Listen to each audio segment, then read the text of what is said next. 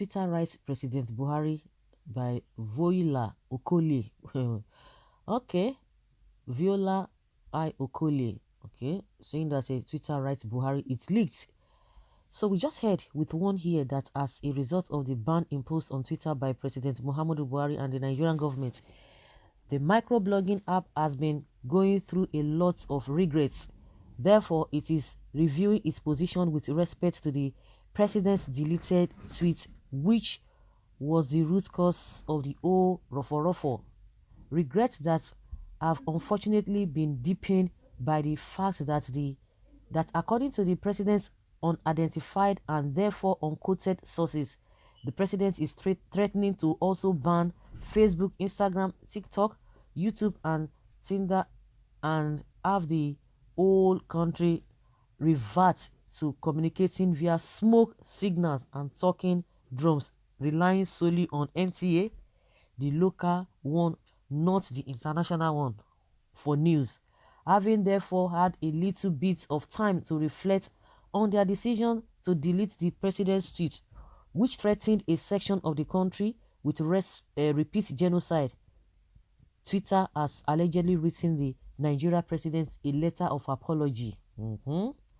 While the rest of you were busy looking for the letter, sources close to me were able to actually lay a hand on the original and authentic, only existing copy of alleged letter.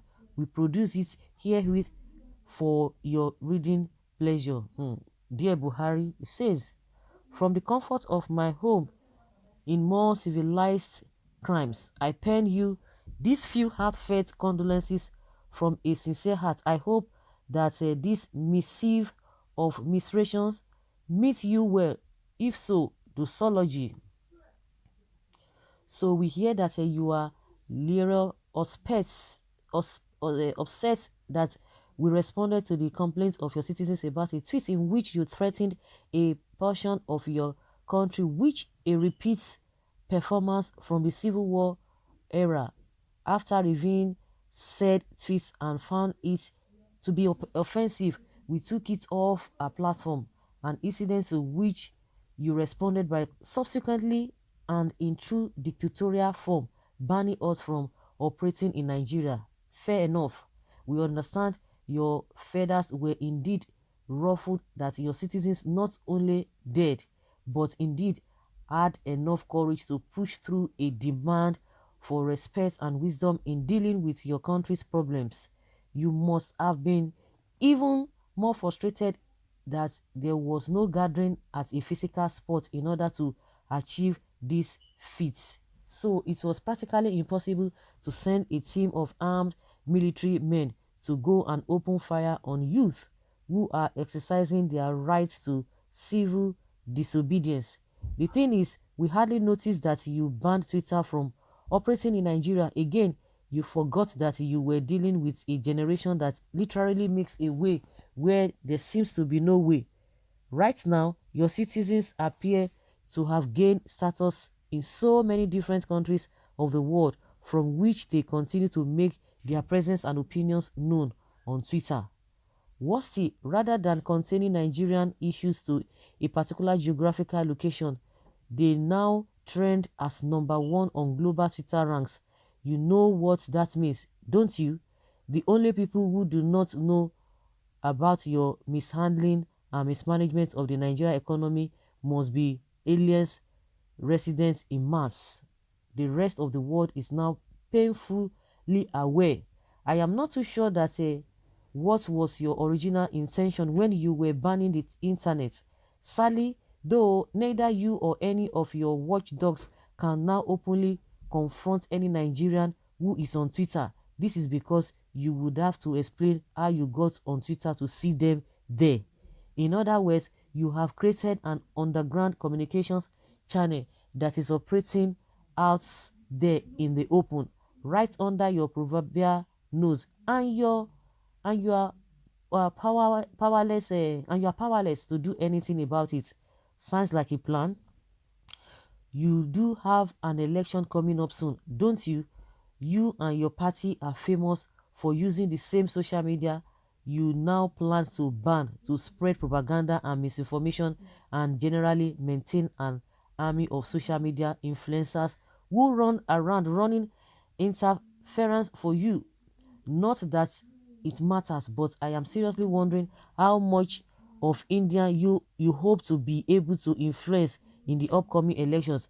Remember that a large percentage of your country people residents in India are from the dot nation.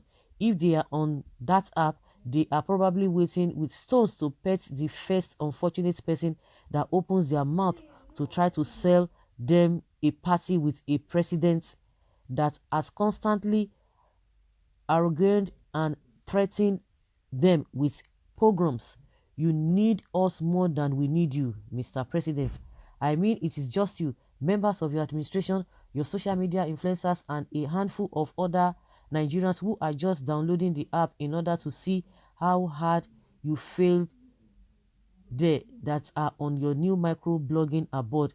The bulk of the people that you seek to provide a new president for, especially if rumors of you seeking a third term in office are to be disregarded, are spread out of all the world and active on Twitter, Facebook, Instagram, and YouTube. So, what is your strategy for 2023? Bishop Buhari preaching to the choir. As for the allegations that Twitter chose Ghana for its physical location over and above Nigeria, if you pause to think about it, it was a very wise decision. Less than a fortnight after the decision was taken, your administration had banned us from Nigeria. You can imagine. Oh my goodness. Your Minister of Miscommunication and Disinformation has already accused Twitter of being against the sovereignty of the country and other spurious allegations, knowing how the Nigerian government operates and remembering that to date a large number of NSAS protesters are still missing, with the government actually expending a lot of energy in trying to run counter propaganda to prove that no harm came to any protesters at the Lekki toll gate. It requires a little twist of the imagination to see what would have been a physical Twitter location in Nigeria the day of the deleting of the offensive tweets.